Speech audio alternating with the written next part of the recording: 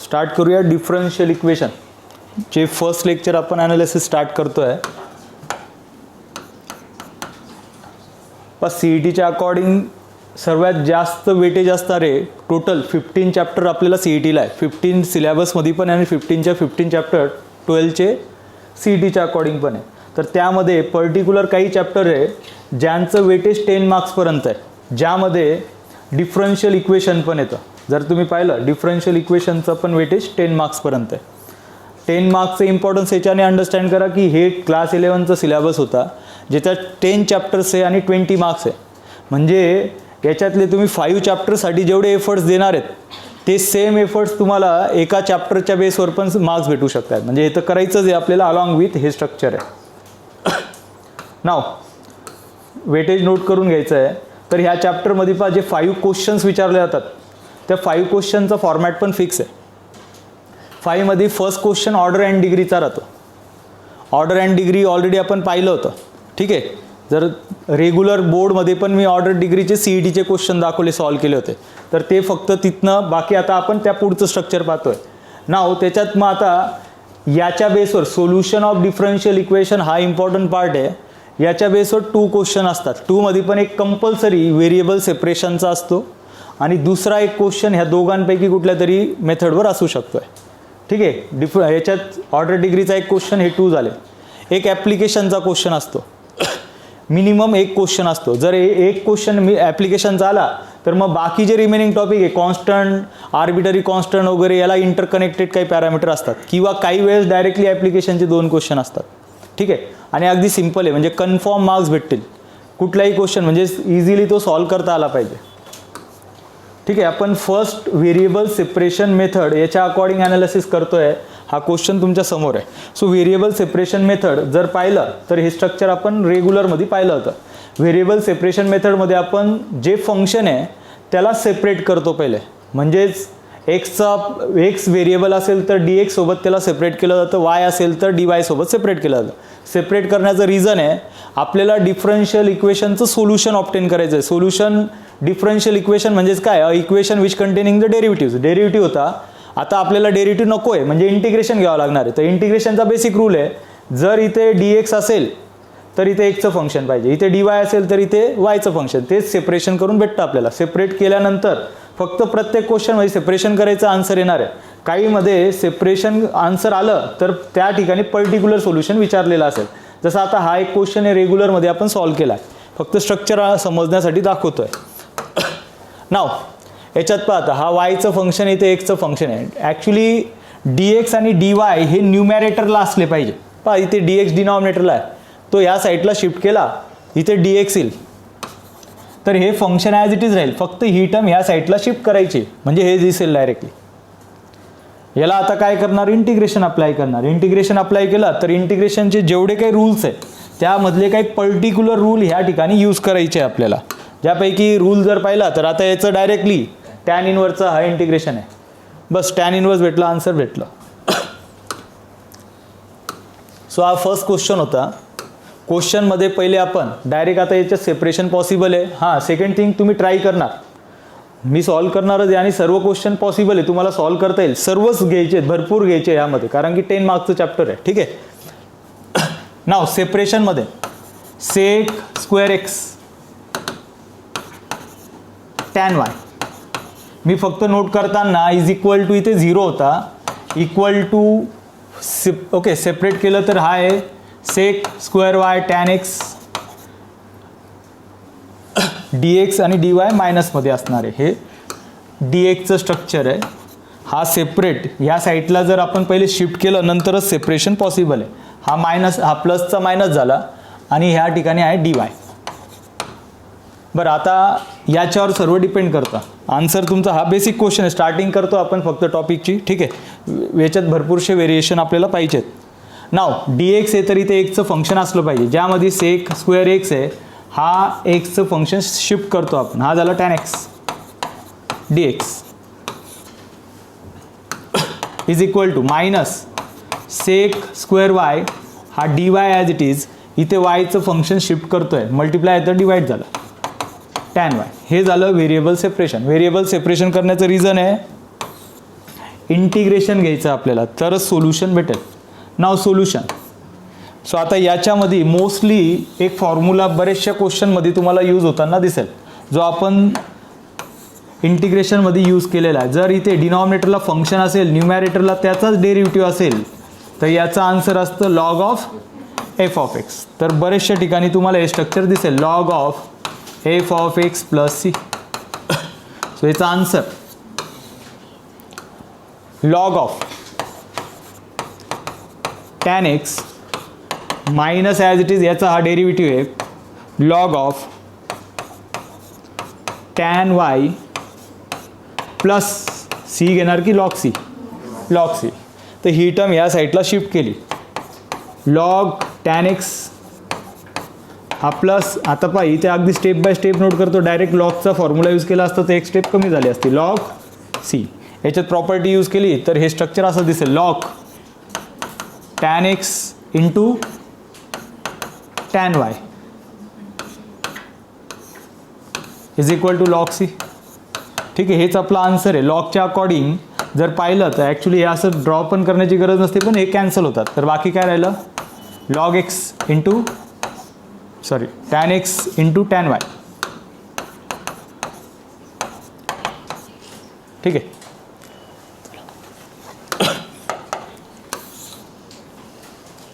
Next one. हा question already आपण रेग्युलरमध्ये पण पाहिला होता, जस्ट टॉपिक स्टार्ट झाला आहे. याच्यात भरपूर मग वेगवेगळे व्हेरिएशन तुम्हाला भेटतील पुढे. प्रत्येक क्वेश्चन तुम्हाला ट्राय करायचा आहे. क्वेश्चन नोट केला तर स्वतः ट्राय करा, काही डिफिकल्टी असेल तर मी सॉल्व करतोच आहे. म्हणजेच आता तुमची एवढी ॲबिलिटी आहे की हे कुठलेही क्वेश्चन सॉल्व करता येतील. क्वेश्चन आहे बाकी कोणाचं आहे?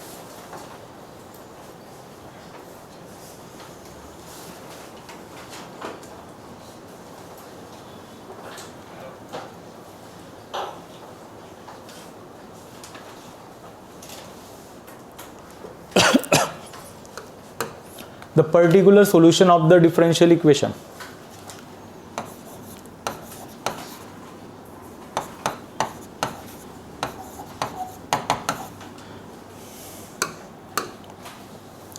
Particular solution of the differential equation.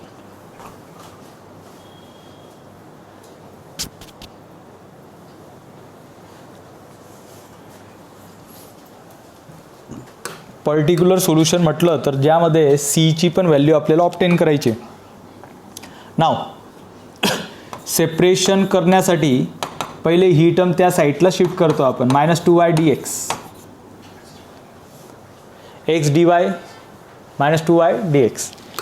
नाव सेपरेशनमध्ये इथे dy आहे तर हा yचं फंक्शन या साईडला आला, 1/y dy -2 as it is. X त्या साईडला शिफ्ट करणार, दॅट इज 1/x dx. बस हे झालं सेपरेशन. सेपरेशनचं रिझन आहे इंटिग्रेशन अप्लाय झालं पाहिजे. So integrating -2 1/x dx. So याचा आन्सर आहे log y -2 log of x plus सर्व लॉग आले म्हणून कॉन्स्टंट पण लॉग सी घेणार. सो आता ही टर्म मी ह्या साईडला शिफ्ट करतोय, मायनसची प्लस होऊन जाईल, अलॉंग विथ हा 2ला पॉवरमध्ये शिफ्ट करतोय, कारण की तरच लॉगचा फॉर्म्युला ॲप्लिकेबल आहे. Log x plus log y plus log x square note केला आहे. तो कसा आला आहे ते आपल्याला बेसिक लॉगचा लॉ ऑफ एक्सपोनंट यूज करून ते आपल्याला भेटलं आहे. या 2ला फक्त लॉगच्या प्रॉपर्टीनुसार पॉवरमध्ये शिफ्ट केलं तरच ती स्ट्रक्चर बनतं आहे. सो आता हे आपल्याला भेटतं आहे log y x square is equal to log C.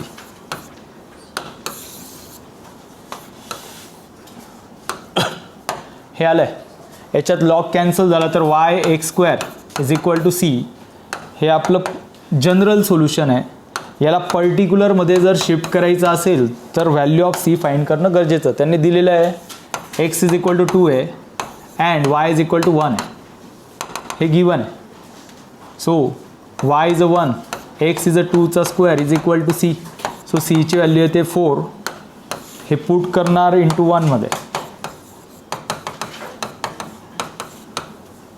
So y x square is equal to 4. y x square is equal to 4. ठीक आहे.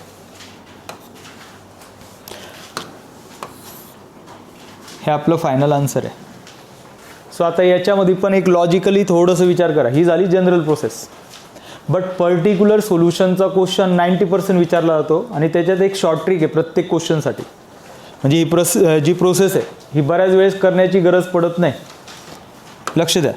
पर्टिक्युलर सोल्युशन जसं आपण स्ट्रेट लाईन, सर्कल, कोनिक जेवढे पण जॉमेट्री बेस्ड चॅप्टर आहे त्यामध्ये एक logic applicable असतं जे आपण स्ट्रेट लाईनमध्ये पण यूज केलं. हे पण आता 3D जॉमेट्रीचा पार्ट आहे. ओके, 3D जॉमेट्री नाही, हा पण एक जनरली लाईनला इंटरकनेक्टेड पार्ट आहे. याच्यात जर हे पाहिलं तर हे जे इक्वेशन आहे याला तुम्ही पॅराबोला म्हणू शकता. पॅराबोलाचं स्ट्रक्चर बनतं याच्यात. तर याच्यात जर x is equal to 2, y is equal to 1 आपल्याला ह्या डिफरन्शियल इक्वेशनचं स्ट्रक्चर दिलेलं आहे. म्हणजेच x ची व्हॅल्यू 2, y ची व्हॅल्यू 1 जर मी ह्या ऑप्शनमध्ये पुट केलं तर त्याने ते सॅटिस्फाईड केलं पाहिजे. चेक करा. जर आपण चेक करूया ऑप्शनच्या अकॉर्डिंग. नाव x ची व्हॅल्यू 2 आहे. सो हा 2 आणि 1चा स्क्वेअर 1, हा 2 होतो आहे म्हणजे नॉट इक्वल टू आहे. हा ऑप्शन नाहीच होता तसा. सो आता 2चा स्क्वेअर म्हटलं तर 4 आणि हा 1 इज इक्वल टू 4च आहे. हे मॅच होतं आहे. इथे एक्सचा स्क्वेअर म्हटलं तर 4, हा 1 आहे, नॉट इक्वल टू -4 आहे. 4 याचा आन्सर 4 आहे, हा नॉट इक्वल टूमध्ये येतं. एक्सची व्हॅल्यू 2 आहे, वाय स्क्वेअर म्हणजे 1च असेल, हा पण नॉट इक्वल टू -4 आहे. तर एकच ऑप्शन मॅच करतं आहे. असं तुम्हाला पर्टिक्युलर सोल्युशनचे 90% क्वेश्चनमध्ये काम करतं आहे का. फक्त आता एवढंच आहे 24-25 मध्ये 2 ऑप्शन कट होतात, 2 बाकी राहून जातात. त्या 2 मध्ये पण थोडंफार लॉजिक अप्लाय करून एक अर्धा इलिमिनेट करता येतं. पण 50% तर इलिमिनेशन होऊन जातं. ठीक आहे. तर एक बाजूला फक्त नोट करून घ्या, आल्सो चेक बाय ऑप्शन. हे तुम्ही घरी नोट करणार, हे तुम्हाला माहिती आहे काय. तिथे एक बाजूला नोट करा, आल्सो चेक बाय ऑप्शन. तिथे काय प्रोसेस करायची हे तुम्हाला भेटून जाईल. Next one.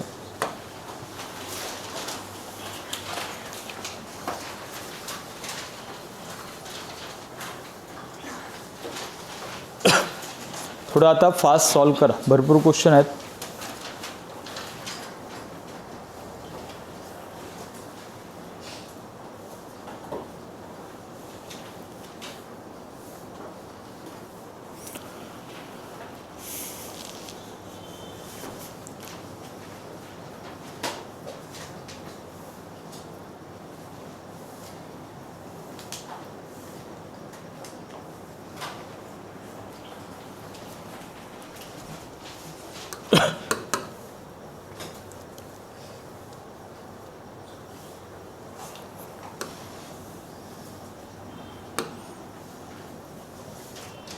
नाउ फंक्शन है cos dy by dx is equal to a.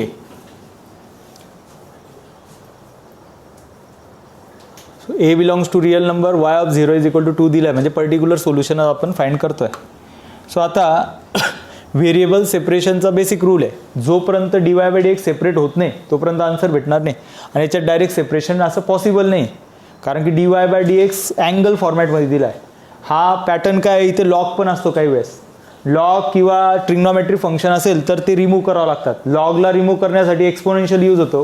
ट्रिग्नॉमेट्रीमध्ये तर मी शिफ्ट करू शकतो, या साईडला शिफ्ट केला तर हा काय झाला, cos inverse of a d y by d x as it is.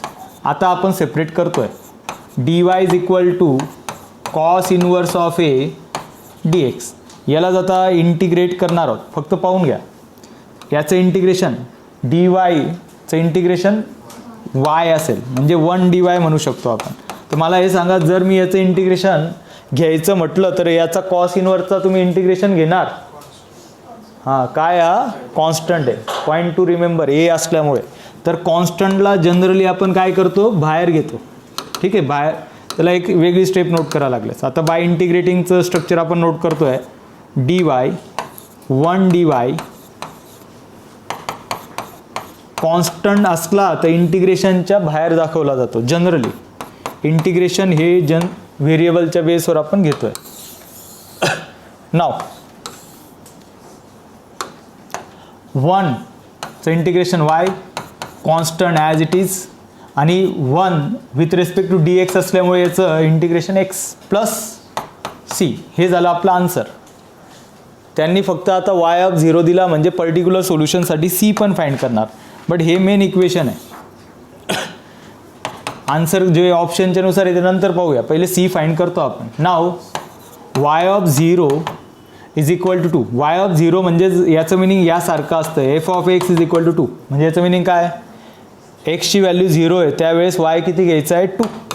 हे दोघी एकसारखेच आहे, एकमेकांना ऑर आहे. एक्सची व्हॅल्यू 0 आहे at that time y is a 2. x 0 आहे. बरं, याच्या according y is a 2, cos inverse of a x is a 0 plus c. 0 multiply झाल्यामुळे हा c ची व्हॅल्यू 2 येते. हा 2 पुट करणार put into equation 1. Now y cos inverse of a x लागलं स्टार्टिंगला नोट केला तरी चालेल. x constant height plus 2. तर हे आन्सर असलं पाहिजे होतं ऑप्शनच्या अकॉर्डिंग, पण आता देताना त्यांनी परत कॉसमध्ये कन्वर्ट केलं. आता कॉस फक्त आणि सर्वात महत्त्वाचं इज इक्वल टू कोण आहे, ए. मग जर आपल्याला ओनली ए पाहिजे तर बाकी सर्व शिफ्ट करावं लागेल. पहिले हा +2 या साईडला minus x cos inverse of a, त्याच्यानंतर हा एक्स इथे divide y-2 divide by x cos inverse. So last step cos inverse या साईडला cos y-2 divide by x is equal to a. हे आन्सर असलं पाहिजे.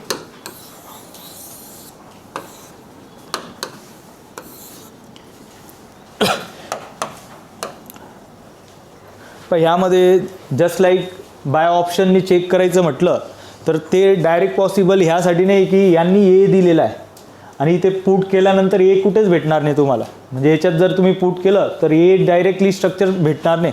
म्हणून म्हणजे नंबर राहिला असता तर त्याच्या अकॉर्डिंग चेक करता आलं असतं. मोस्टली नंबर पाहिजे. पुढे जाऊन आहेच क्वेश्चन सर्व आता मॅच होणार आहेत. Next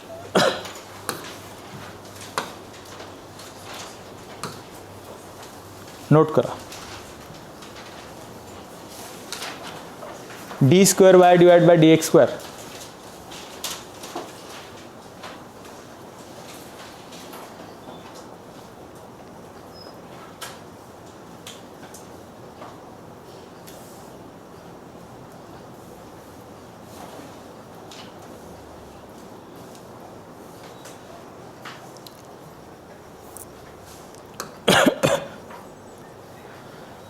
d² divide by dx² is equal to sin x plus e raised to x.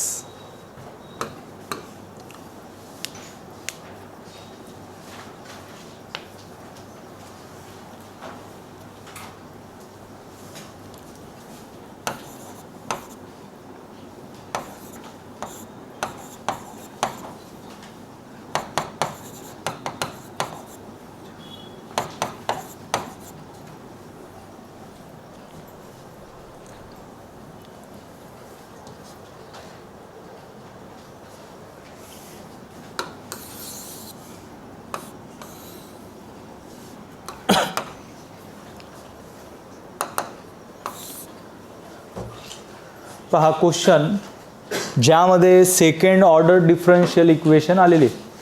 जर तुम्ही ह्या चॅप्टरचं ॲनालिसिस केलं तर स्टार्टिंगचा पॉईंट होता ऑर्डर किंवा आर्बिटरी कॉन्स्टंटचं आपण स्ट्रक्चर पाहिलं होतं.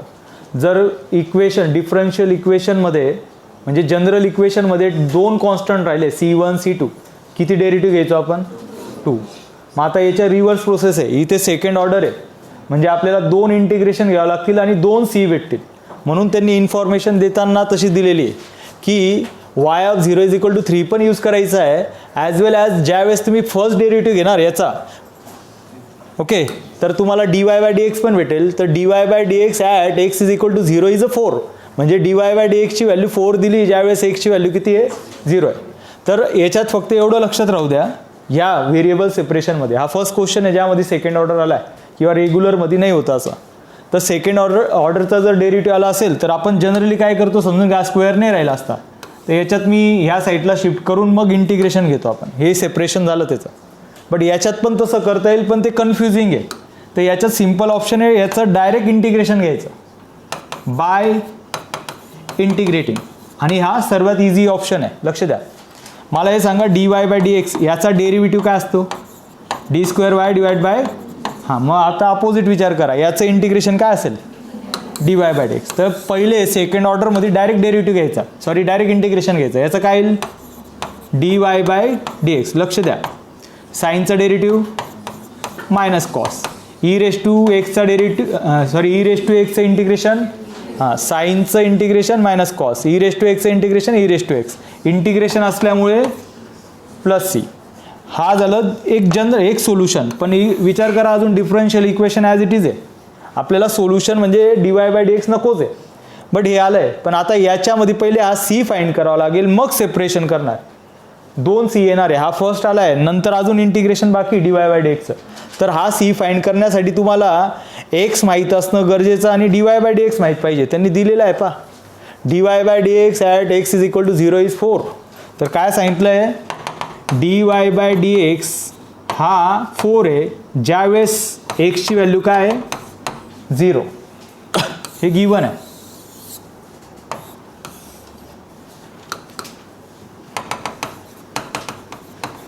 सो ते पुट करतोय मी, 4 minus cos 0 plus e raise to 0 plus C.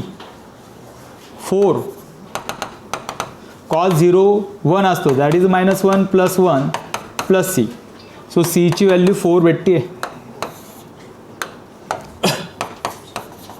Put into equation 1, हे आहे equation 1. So dy bye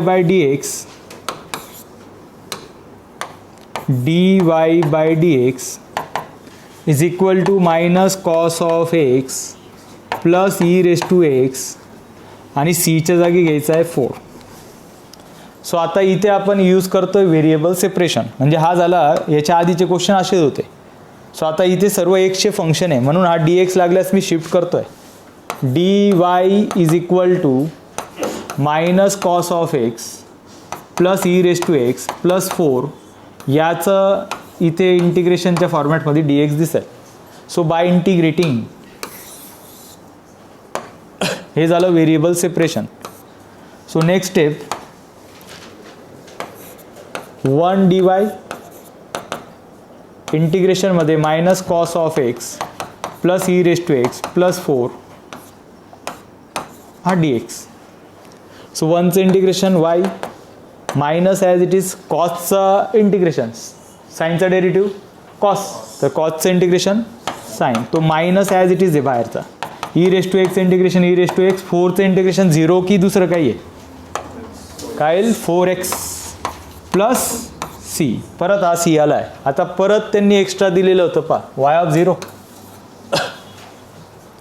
now since y of 0 is equal to 3 means x is equal to 0, y ची value 3 घ्या, त्यावेळेस c भेटेल. हेच तुमचं फायनल आन्सर असेल.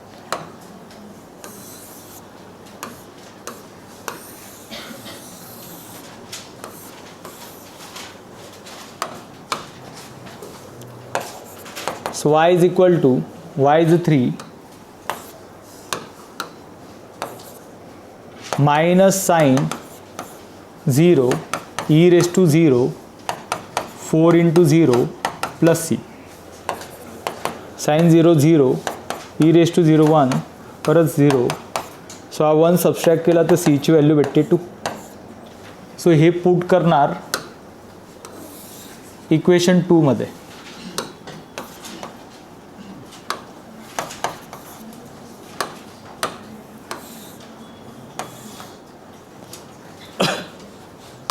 Final answer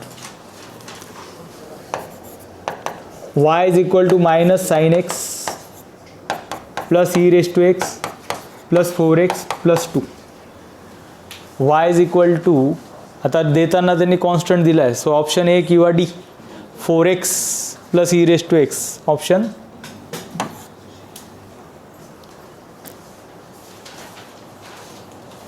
so ही स्टेप महत्त्वाची आहे. ज्यावेळेस सेकंड ऑर्डरचं इंटिग्रेशन म्हणजे डायरेक्टली सेकंड ऑर्डर डेरिव्हेटिव्ह दिला आहे तर त्याचं डायरेक्ट इंटिग्रेशन घ्यायचं. एक बाजूला तिथे स्टार करून घ्या म्हणजे हे लक्षात राहू द्या. याच्यात जर मी असं नोट केलं असतं इथे dx² इंटिग्रेशन घेतलं असतं तरी पण हे चालं असतं, पण ते थोडंसं दिसायला कारण की तसं आपण नोट नाही करत. Next question.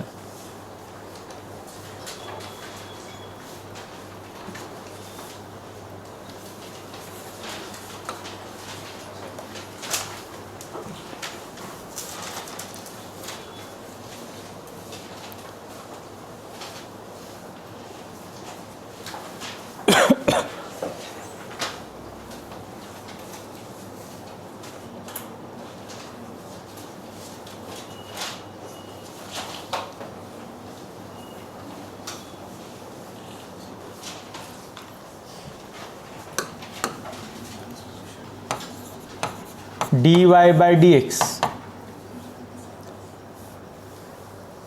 सेपरेशन करण्यासाठी -1/1 - x² असं नोट केलं आहे. सो हे एक्सचं फंक्शन आहे, दॅट इज अ dy -1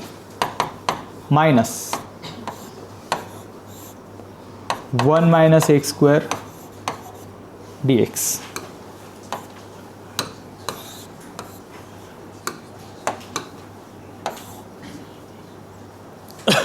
काही आलंय. सो हे सेपरेशन असल्यामुळे इथेच मी इंटिग्रेशन अप्लाय करतोय.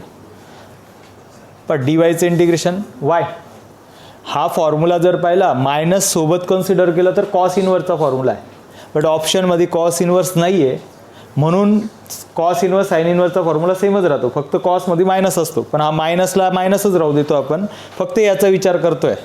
सो हा झाला y minus as it is. याचं अकॉर्डिंग ऑप्शन पाहिलं तर मग काय नोट करता येईल sine inverse x + c. So हेच आपला आन्सर आहे.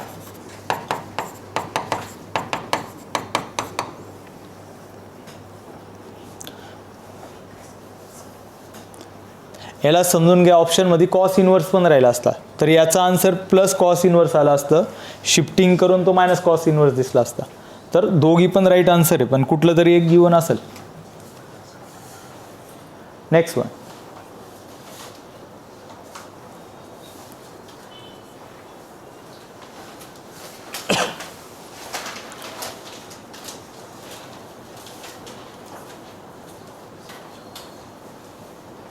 बाकी इथे आधीचं ठीक आहे, एवढं नोट करा, दाखवतो ते.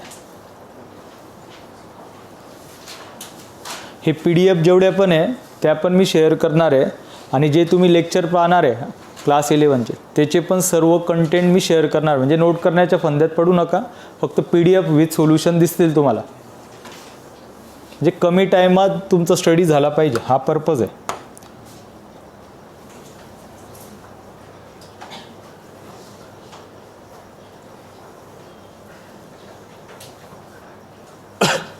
ठीक आहे, बाकी असेल तर कंप्लीट करा फास्ट.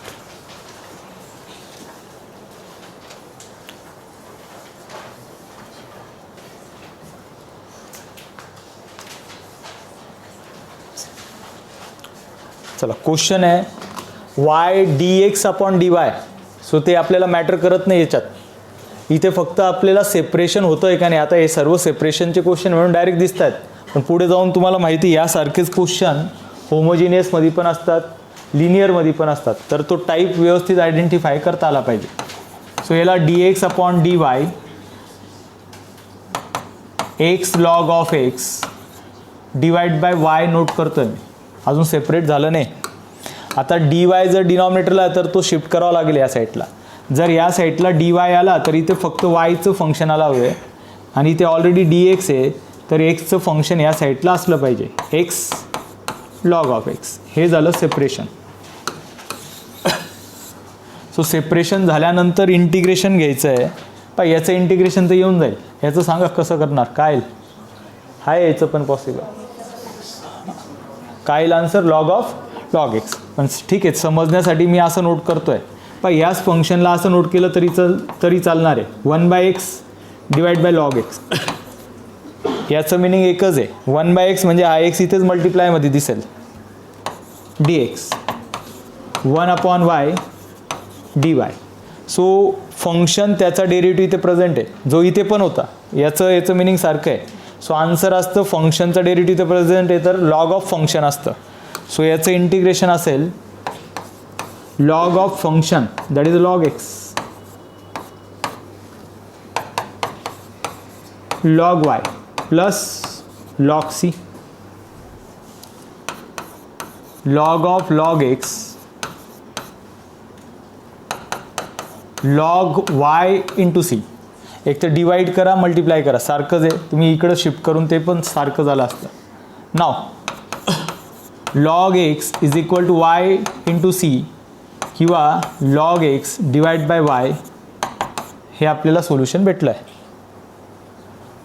आता याच्यात पर्टिक्युलर व्हॅल्यू पहिले फाइंड करून घ्यावं लागेल.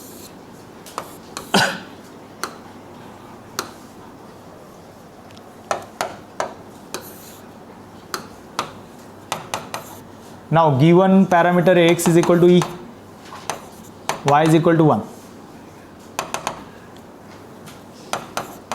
Log e 1 is equal to c. So c ची व्हॅल्यू काय भेटते?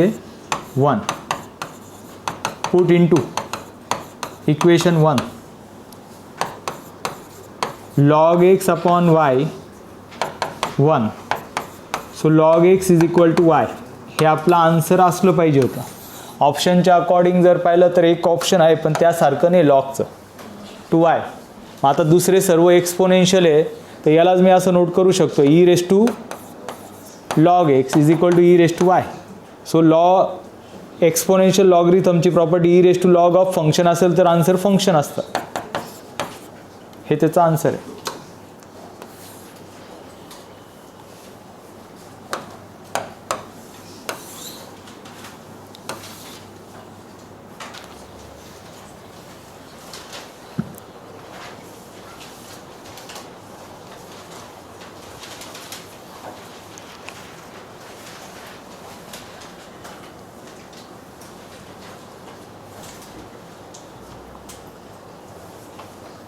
Next one.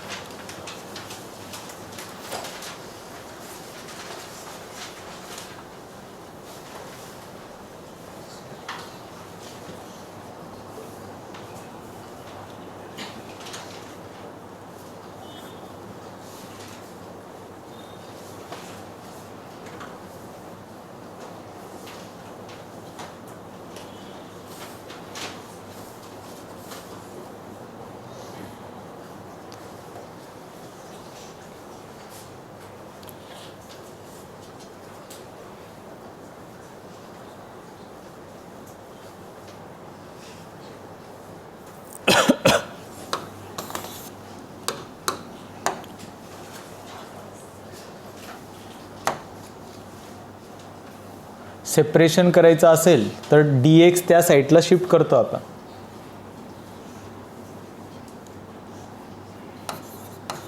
dy by dx x upon y 1 plus y square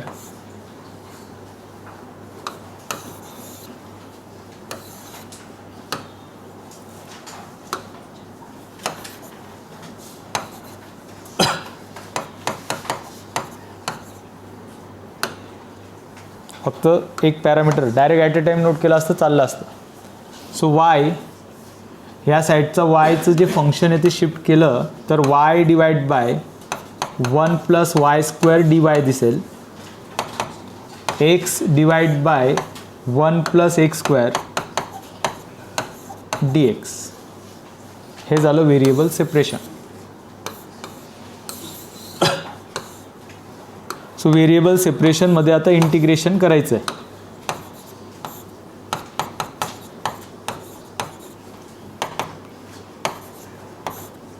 1 + x² dx.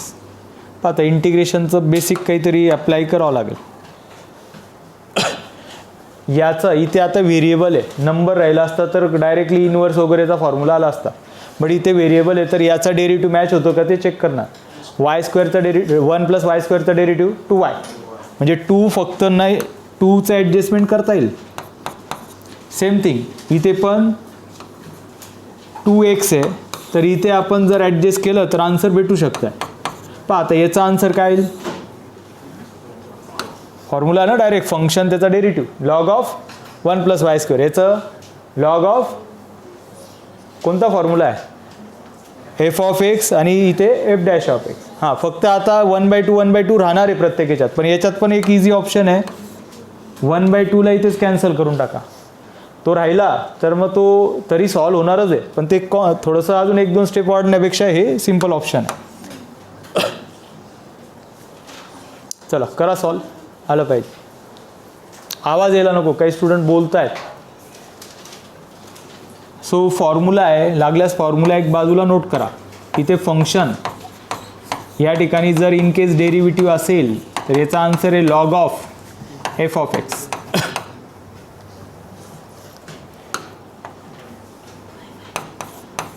Log of 1 + y² is equal to log of 1 + x².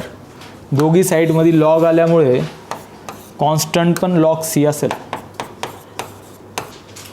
So लॉगच्या प्रॉपर्टीच्या according log shift केल्यानंतर directly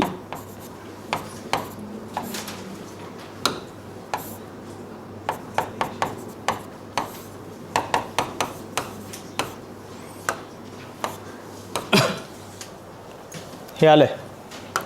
so हे झालं general solution. आपल्याला विचारलंय particular solution. 1 + y² divide by 1 + x² is equal to c.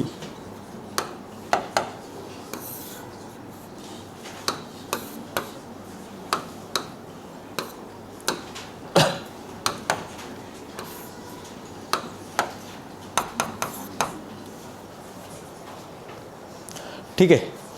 नाव याचं structure काय सांगितलं आहे, x इज इक्वल टू 2 आहे and y is equal to 1 आहे. सो ही व्हॅल्यू प्लेस केली तर हा झाला 1 + 1 आणि हा 1 + 4 is equal to c. So answer येतं आहे c ची व्हॅल्यू 2/5. 2/5 इक्वेशन 1 मध्ये प्लेस करून आन्सर भेटलं पाहिजे. Put into 1 1 + y², 1 + x², 2/5. So 5 multiply केलं तर 5 1 + y² क्रॉस मल्टिप्लाय करतोय 1 + x². ठीक आहे, तर हे ऑप्शन असलं पाहिजे.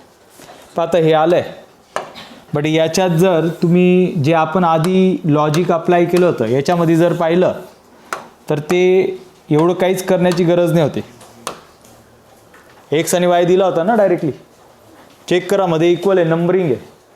तर एक्स वाय जर मी प्लेस केला, एक्स किती आहे 2 आहे आणि वाय 1 आहे, तर हा 2 1 + y² म्हणजे 1चा स्क्वेअर किती झाला 1, तर हा 4 × 4 okay is equal to answer येतं का चेक करा 5. 1 + x² म्हणजे 2चा स्क्वेअर 4. सो हा 5 मल्टिप्लाय बाय 5 हा 25 आहे आणि हा 2 × 4 आहे म्हणजे 8 आहे. इक्वल की not equal, not equal. Now 2 1 + y² म्हणजे हा 1 + 1 होऊन जाईल म्हणजे 4 झाला फक्त. इज इक्वल टू आता चेक करूया 1 + x² म्हणजे 4. सो हा 5 आहे आणि हा 4 आहे, it is also not equal. हे आन्सर होतं आपलं 5. 1 + y इज 1 म्हणजे हा 10 झाला. 2 multiply by 5 is 10. So 1 + x² म्हणजे 4. सो 5 × 2 10. ठीक आहे, हे मॅच होतं आहे. परत हे चेक करायला लागलं 1 + 1 हा 2, 1 + हा 4. सो 5 हा 10 आहे आणि हा 2 आहे, नॉट इक्वल. सो तिथे पण बाजूला नोट करा आल्सो चेक बाय ऑप्शन. हे काहीच करण्याची तशी गरज नाही होती.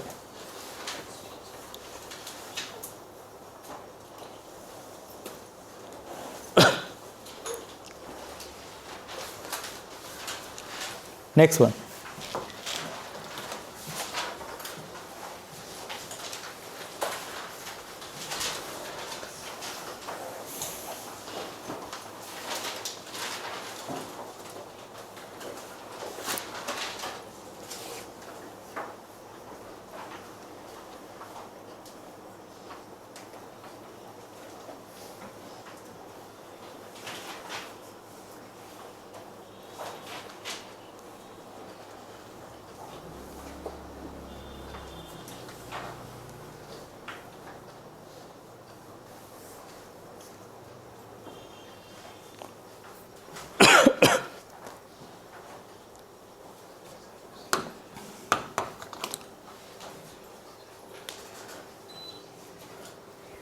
ह्या क्वेश्चनमध्ये पण एक्स आणि वायची व्हॅल्यू 0 प्लेस केली तर दोन ऑप्शन तर डायरेक्ट इझिली इलिमिनेट होत आहेत.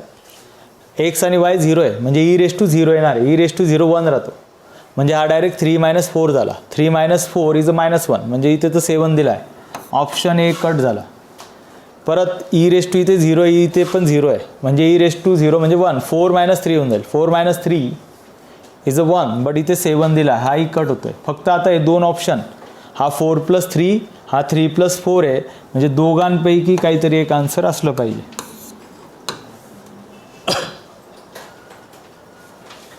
नाव आत्ताच आपण एक क्वेश्चन पाहिला होता. लॉगच्या जागी कॉस होता. कॉसला शिफ्ट केलं तर कॉस इन्व्हर्स झाला. तसं लॉग शिफ्ट नाही करतायत. लॉग शिफ्ट केला तर अँटी लॉग होऊन जातो. लॉगसाठी बेसिक रूल आहे एक्सपोनेन्शियल. ऑप्शनमध्ये पण एक्सपोनेन्शियल दिलेला आहे. E log of dy/dx 3x + 4y.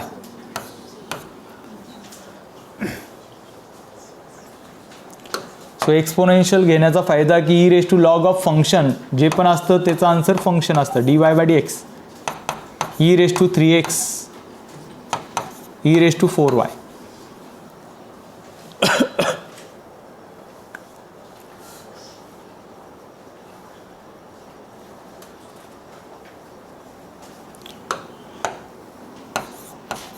dy 1/e⁻4y e⁻3x dx.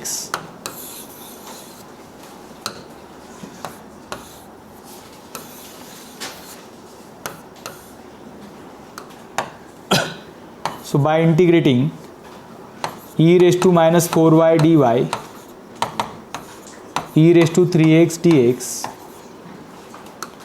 So integration e⁻x integration e⁻x असतं म्हणजे हा e⁻x as it is but this is not x that's why read is a -4. फक्त तो काय करणार डिवाइड e⁻3x /3 + c. सो हेच आपलं answer असणार आहे. फक्त सीची व्हॅल्यू पर्टिक्युलर सोल्युशनच्या अकॉर्डिंग फाइंड करायची. नाव इक्वेशन 1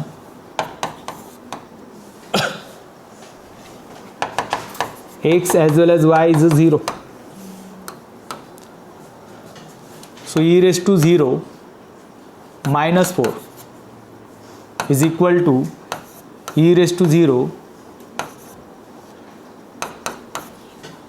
So हा -1/4 आहे -1/3 आहे इज इक्वल टू सी. दोघांमध्ये मायनस आहे लागल्यास तुम्ही असं नोट करू शकता. सो सीची व्हॅल्यू येते 7 - 7/12.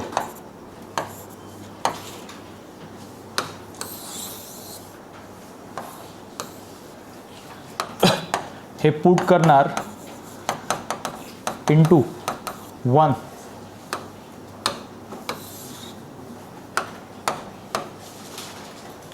सो आता हे फक्त नोट करताना ही टर्म मी या साईडला शिफ्ट करतो आहे. सीची व्हॅल्यू तुम्ही -7/12 दाखवणार. सो -e⁻4y /4 मायनस हा शिफ्ट केल्यानंतर मायनस झाला e⁻3x /3 is equal to c. C is a -7/12. झाला आन्सर. जर क्रॉस मल्टिप्लाय केला तर हा पण 12 होऊन जाईल. 12 कॅन्सल होऊन जाईल. डायरेक्टली आन्सर भेटेल. फक्त एक काम करू शकतो आपण minus sign common e raise to minus 4y by 4 e raise to 3x 3 minus 7/12. So minus, हां दोघांमध्ये मायनस आहे तर त्याला इथेच कॅन्सल करून टाका. So final answer cross multiply केला 3 e raise to minus 4y 4 e raise to 3x डिवाइडमध्ये 12 is equal to 7/12. So 12 cancel. हेच आपला आन्सर आहे.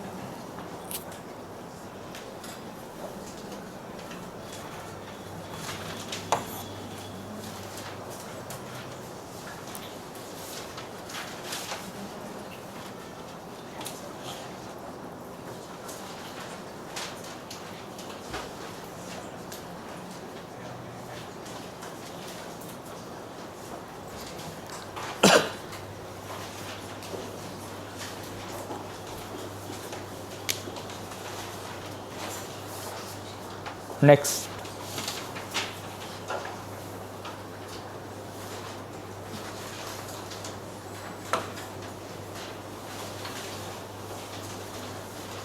नोट करा. हां एक फक्त एक मिनटं. ह्यासारखा एक क्वेश्चन होता जो आता 23मध्ये आलेला आहे, तो सॉल्व करा पहिले. सेमच आहे.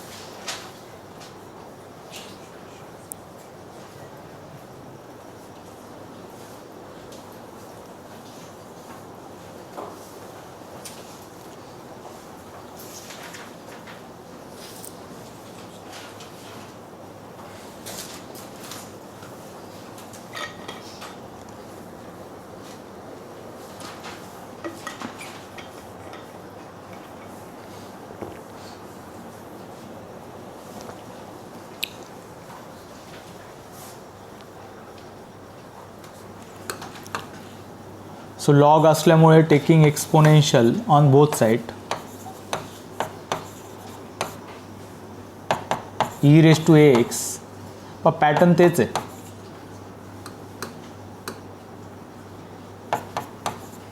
B y. फक्त ह्यामध्ये नंबर्स आले, ते आधीच्या क्वेश्चनमध्ये नंबर होते, ह्यामध्ये ए बीचं स्ट्रक्चर आहे. D y by d x is equal to e raise to x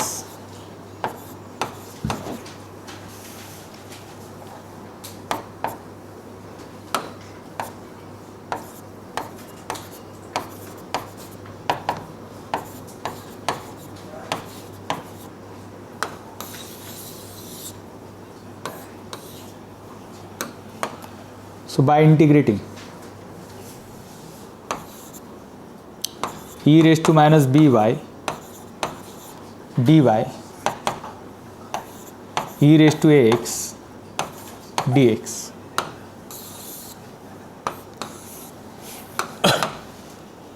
So integration e raised to minus by divided by minus b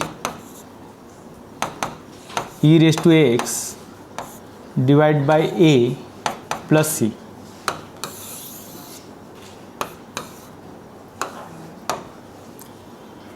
so he term जर ह्या साईडला शिफ्ट केली तर मायनस होऊन जाईल.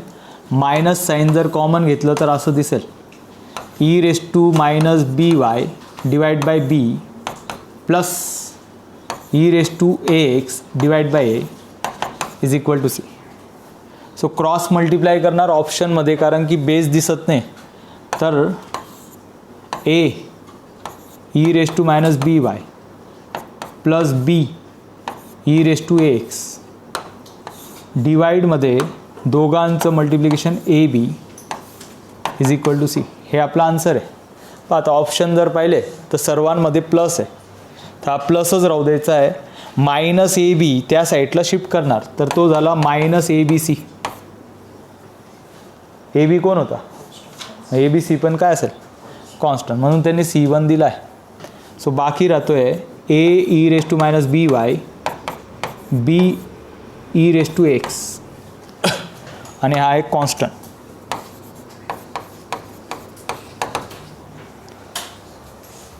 कोणता ऑप्शन आहे? C.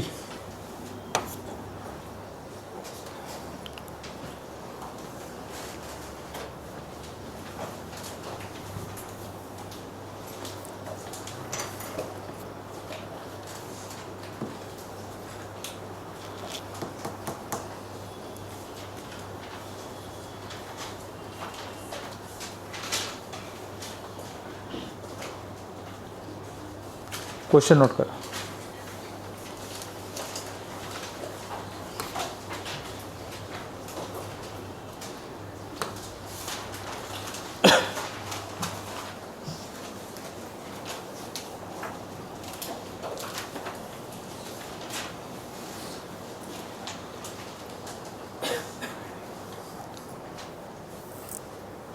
dy by dx. So आता direct dy e raised to 2y cos of x dx by integrating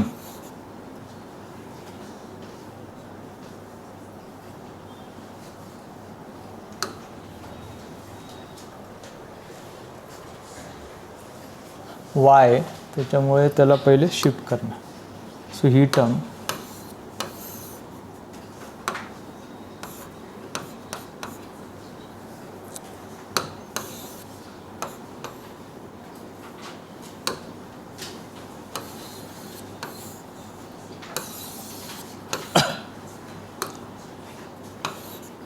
e raised to minus 2y dy cos of x dx.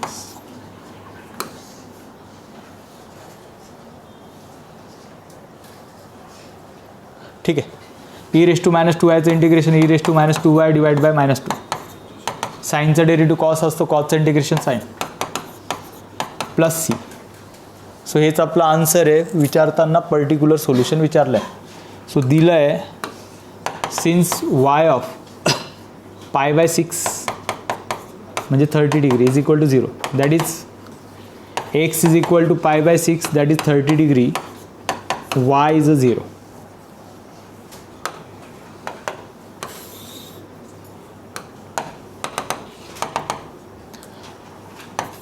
e raised to y is a 0 म्हणजे हा झाला 0 minus 2 sine 30 plus C. So minus 1/2 is equal to 1/2 plus c. तर minus ह्या साईडला minus 1/2 is equal to C. सीची value येते -1. चला C झाला. याला प्लेस करणार इंटू इक्वेशन 1 मध्ये. So e raised to minus 2y divide by -2 is equal to sine x -1. So option जर पाहिले तर ह्यासारखे एक ऑप्शन आहे, पण याच्यात इक्वल टू 0 आहे. आपल्या इक्वल टूमध्ये 1 आहे म्हणून ते मॅच होत नाही. म्हणजे आता बाकी ऑप्शन डिनॉमिनेटर नको आहे तर -2 ने मल्टिप्लाय करून टाकू. So e raised to minus 2y is equal to -2 sine x. हा झाला +2 इज इक्वल टू 0 आणायचा आहे तर 2 sine x plus e raised to minus 2y -2 is equal to 0.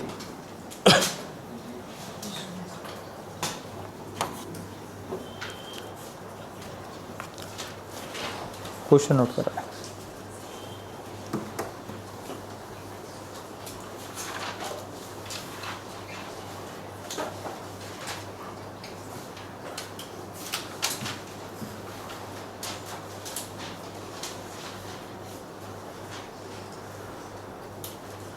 Question है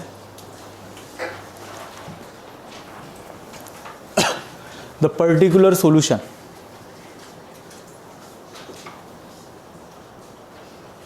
जर हा क्वेश्चन पाहिला याचं पण आन्सर ऑप्शनने पण भेटू शकते, कारण की एक्स ई घ्यायचा आहे, वाय स्क्वेअर आहे. सॉल्व करा तुम्ही.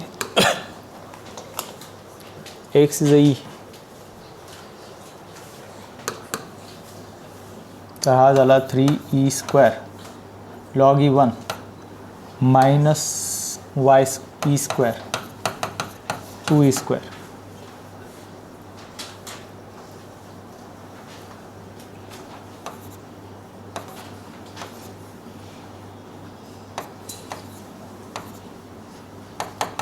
आता ऑप्शन जर पाहिले तर बरेच मॅच होत आहेत. 2 तर मॅच झाले. E square E square plus E square सर्व ऑप्शन मॅच होत आहे. म्हणजे त्यांनी क्वेश्चन ऑप्शन पण बरोबर विचार करून दिलेले आहे. चला सॉल्व करा. 1 प्लस वाय, फर्स्ट थिंग आपण याला असं नोट करू शकतो, डी एक्स या साईडला आणला, y 1 plus log x d x, log x raise to एक्सला लॉगच्या प्रॉपर्टीच्या अकॉर्डिंग असं नोट करून घेतलं आहे. नाही तर x raise to x direct राहू दिला तर त्याचा पण डेरिव्हेटिव्ह असतो x raise to x 1 plus log y log x. पण हे इझी ऑप्शन आहे. एक्सची पॉवरमध्ये एक्स होता त्याला न्यूमरेटरला मल्टिप्लिकेशनमध्ये शिफ्ट केलं आहे. नाव डी एक्स या साईडला आहे तर आता एक्सचं फंक्शन आपण सेपरेट करतो आहे. एक्सचं फंक्शन असलं पाहिजे 1 plus log of x divide by x log x. याचं डायरेक्ट इंटिग्रेशन पॉसिबल आहे. ह्या साईडला वायचं फंक्शन वाय फक्त 1 बाय वाय असणार आहे डी वाय. बस याला सॉल्व करून आन्सर भेटणार आहे. एक्स लॉग एक्स याचा डायरेक्ट डेरिव्हेटिव्ह माहिती आहे आपल्याला, काय असतो 1 प्लस लॉग एक्स. म्हणजे याचा हा डेरिव्हेटिव्ह तर आन्सर आलं log of x log x, x log of x is equal to log of y plus log of c. So log x log of x log y into c, log cancel, x log of x is equal to y into c. आपल्याला given parameter आहे x log of x divided by y is equal to c.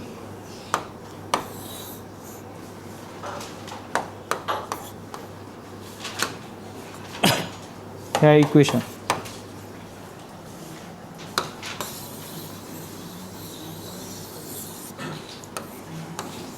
आवाज यायला नको. Last parameter आता value place करतो आहे. देताना त्यांनी y of e is equal to e square दिलेला आहे. That is x is equal to e आहे, y is equal to e square घ्यायचा आहे. So x is e, e log of e divide by ईचा square is equal to C. So log e 1 तर C येतो आहे 1 upon E.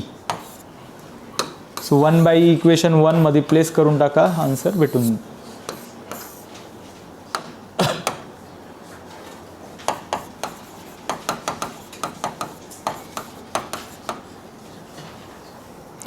X log of x divide by y 1 upon e. So final answer हा e ते multiply केला तर e into x log of x is equal to Y.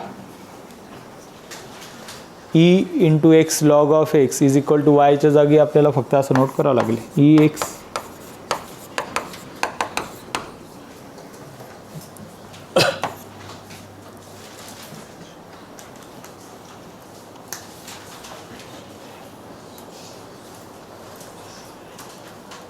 ठीक आहे, बाकी आपण नेक्स्ट लेक्चरमध्ये पाहूया.